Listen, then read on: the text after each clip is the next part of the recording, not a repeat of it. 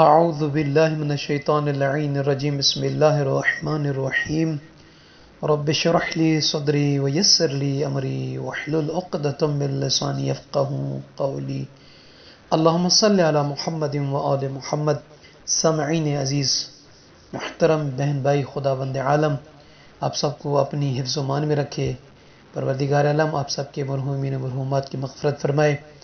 ہم اور آپ میں سے جو مریض ہیں اللہ تعالیٰ انہیں وجہ حقیر سمیت اور میری بیٹی حوریہ نجفی اور میرے فرزند محمد مہدی کو امام زین العابدین علیہ الصلوۃ والسلام کے صدقے میں اللہ تعالیٰ شفاء کاملہ و عاجلہ عطا فرمائے، آمین یا رب العالمین۔ سامعین عزیز، آج اس ویڈیو میں 3 مشکلات کے 3 حل ہیں، یعنی 3 مشکلات ہیں، ان کے 3 حل، وہ بھی قرآن پاک سے دلیل کے ساتھ آپ کی سماعتوں تک بیان کرنا ہے، غور سے سماعت فرمائیں گے۔ پہلی مشکل، اگر شہوت میں مبتلا ہو، خدا نخواستہ اگر کوئی انسان شہوت میں مبتلا ہے اور اس گندے فعل کو انجام دیتا ہے تو اس کے جان چھٹانے کا، اس سے جان چھڑانے کا کیا طریقہ ہے، کیا عمل ہے؟ تو سامعین عزیز، اس کا راہ حل اولاً اپنی نمازوں میں تجدید نظر کریں۔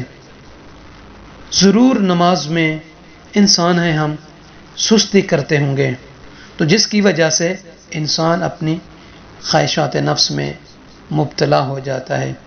دلیل کیا ہے اس کی؟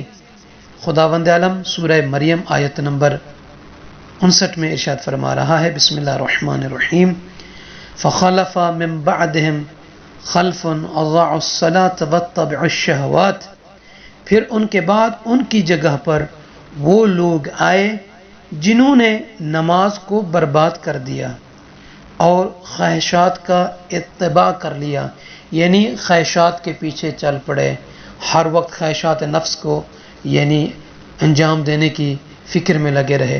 تو یعنی قرآن فرما رہا ہے کہ اگر انسان اس طرح سے کرتا ہے تو اس کی وجہ سے انسان کیا کرتا ہے؟ نماز کو بھی برباد کر دیتا ہے اور دوسرا خواہشات نفسانی کے پیچھے پڑا رہتا ہے۔ تو دعا کرتے ہیں کہ اللہ تعالی ہمیں اور آپ تمام مومنین کو پابندی وقت کے ساتھ اول وقت میں نماز کو انجام دینے اور خواہشات نفسانی سے بچنے کی توفیق عطا فرمائے۔ اور دوسری مشکل اور اس کا حل وہ یہ ہے کہ اگر تم عدم توفیق اور بدبختی کا احساس کرتے ہو، انسان ہے، مرد ہو یا عورت، کبھی کبھی کہتے ہیں کہ مجھے لگتا ہے میں بدبخت ہوں، میری دعائیں قبول نہیں ہو رہی، میں پریشان حال ہوں، میرے ہاں مشکلات آ رہی ہیں، تو اس کا راہ حل کیا ہے؟ دیکھیں سامعین عزیز، اولاً اپنی والدہ محترمہ کے ساتھ تمہارا رابطہ درست نہیں ہے، لہٰذا اس بارے میں تجدید نظر کریں، یعنی غور کریں کہ آیا ایسی بات ہے تو جس کی وجہ سے عدم توفیق اور بدبختی کا احساس ہوتا ہے۔ اس کی دلیل کیا ہے؟ قرآن پاک میں خداوند عالم سورہ مریم آیت نمبر 32 میں ارشاد فرما رہا ہے، بسم اللہ الرحمن الرحیم، وَبَرًّا بِوَالِدَتِي وَلَمْ يَجْعَلْنِي جَبَّارًا شَقِيًّا، خدا فرما رہا ہے اور اپنی والدہ کے ساتھ حسن سلوک کرنے والا بنایا ہے اور ظالم و بدبخت نہیں بنایا۔ تو جس کی وجہ سے انسان اگر والدین کے ساتھ یعنی حسن سلوک سے پیش نہیں آتا، ان کی بے ادبی کرتا ہے نعوذ باللہ، اور خدا نخواستہ ان کا احترام نہیں کرتا، ان کا خیال نہیں کرتا، تو یہ سبب ہوتا ہے انسان کی عدم توفیق، یعنی عبادت نہیں کر پاتا، نیک عمل انجام نہیں دے پاتا، اور ہر وقت اپنے آپ کو کوستا رہتا ہے، نفس کو کوستا رہتا ہے کہ میں بدبخت ہوں، میرے ہاں پریشانیاں ہیں۔ تو غور کریں، اگر ایسا ہے تو ماں باپ کے ساتھ پیار محبت شفقت اور ان کا احترام کریں۔ اور تیسری مشکل اور اس کا حل دلیل وہ یہ ہے کہ اگر تنگی اور زندگی کی مشکلات کا احساس کرتے ہو، انسان ہے کہتا ہے کہ میرے ہاں رزق تنگ ہو گیا ہے اور زندگی میں مشکلات آ رہی ہیں، یہ کیوں ہیں، یہ کس وجہ سے ہیں؟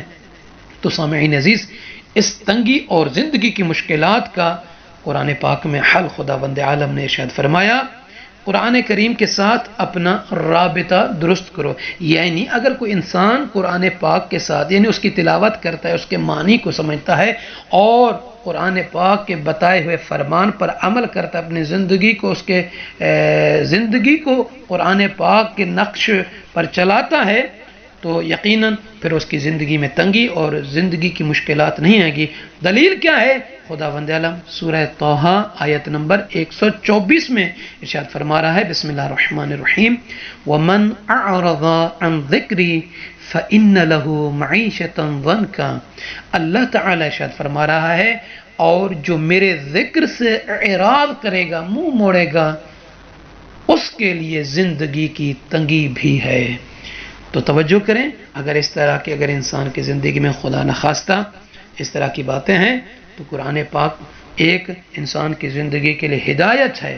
اور رسول اعظم صلی اللہ علیہ وآلہ وسلم بشریت کی ہدایت کے لیے بندوں کو، مخلوق کو خالق تک پہنچانے، اس سے ملانے کے لیے آئے ہیں. اور قرآن پاک بھی ہادی ہے، ہدایت کرنے کے لیے آیا ہے. کن کے لیے؟ جو متقی تقوی اختیار کرتے ہیں، اعمال انجام دیتے ہیں. دعا کرتے ہیں پروردگار عالم مجھ حقیر خاکی خاطی سمیت آپ تمام سننے والے مومنین مومنات کو قرآن پاک سمجھنے، پڑھنے اور اس پر عمل کرنے کی توفیق اور ہمت عطا فرمائے. آمین یا رب العالمین.